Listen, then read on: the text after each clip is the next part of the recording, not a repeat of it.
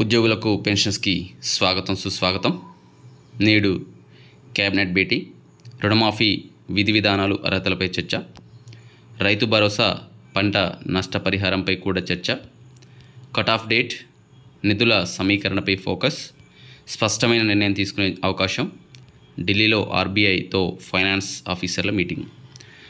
So ఇది వచ్చేసి మనకు నేడు మంత్రుల కేబినెట్ భేటీ కానున్నది సాయంత్రం 4 గంటలకు.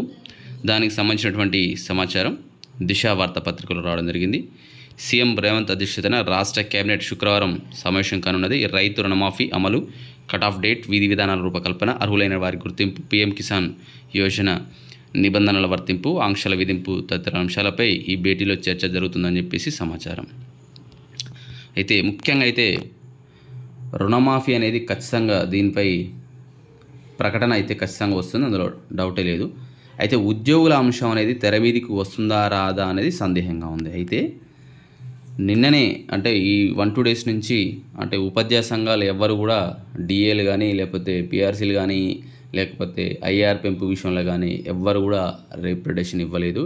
ఎందుకంటే వాళ్ళు ట్రాన్స్ఫర్స్ అని ప్రమోషన్స్ అని ఇంకా ఏదో సమస్యలతో ఉన్నారు కాబట్టి వాళ్ళ సమస్యలు వాళ్ళకు ఉన్నాయి. అందుకని ఈ అంశం అయితే తెర మీద తీసుకుపోలేదు. కానీ ఎన్జిఓస్, టీఎన్జిఓస్ అయితే డిఏల గురించి ఎప్పటి నుంచో వాళ్ళు అడగడం జరుగుతూ ఉంది. కాబట్టి నిన్న మంత్రి గారికి కూడా వాళ్ళు రిప్రజెంటేషన్ చేయడం జరిగింది, డిఏలు ఇవ్వమని చెప్పేసి. ఒకవేళ మేబీ అవకాశం ఉంటే ఉండొచ్చేమో, డిఏల గురించి ఏమైనా ప్రస్తావన చేస్తే చేయొచ్చేమో అని చేర్చే అవకాశాలు అయితే ఉండొచ్చు. సో చూడాలి. నెక్స్ట్